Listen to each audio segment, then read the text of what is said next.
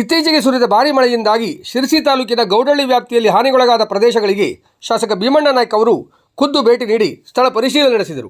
ಮಳೆಯಿಂದಾಗಿ ತೊಂದರೆಗೆ ಒಳಗಾದ ಸಾರ್ವಜನಿಕರು ಹಾಗೂ ರೈತರ ಅಹವಾಲುಗಳನ್ನು ಆಲಿಸಿದ ಶಾಸಕರು ಸ್ಥಳೀಯರ ಸಮಸ್ಯೆಗಳಿಗೆ ಕಾರಣವಾದ ಅಧಿಕಾರಿಗಳ ನಿರ್ಲಕ್ಷ್ಯ ಧೋರಣೆಯನ್ನು ಕಂಡು ಸ್ಥಳದಲ್ಲೇ ತೀವ್ರ ಆಕ್ರೋಶ ವ್ಯಕ್ತಪಡಿಸಿದರು.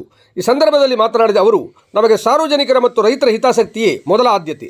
ಜನಸಾಮಾನ್ಯರಿಗೆ ಹಾಗೂ ರೈತರಿಗೆ ಯಾವುದೇ ರೀತಿಯ ತೊಂದರೆಯಾದರೆ ನಾನು ಯಾವುದೇ ಕಾರಣಕ್ಕೂ ಸುಮ್ಮನೆ ಕುಳಿತುಕೊಳ್ಳುವ ಪ್ರಶ್ನೆಯೇ ಇಲ್ಲ ಎಂದು ಅಧಿಕಾರಿಗಳಿಗೆ ಖಡಕ್ ಎಚ್ಚರಿಕೆ ನೀಡಿದರು. ಕ್ಷೇತ್ರ ವ್ಯಾಪ್ತಿಯ ರೈತರಿಗೆ ಹಾಗೂ ಸಾರ್ವಜನಿಕರಿಗೆ ಎದುರಾಗುವ ಮಳೆ ಹಾನಿ ಸಮಸ್ಯೆಗೆ ತಕ್ಷಣವೇ ಸ್ಪಂದಿಸಿ ಶಾಶ್ವತ ಪರಿಹಾರ ಸಿಗುವಂತೆ ಸೂಕ್ತ ಕ್ರಮ ಕೈಗೊಳ್ಳಬೇಕು.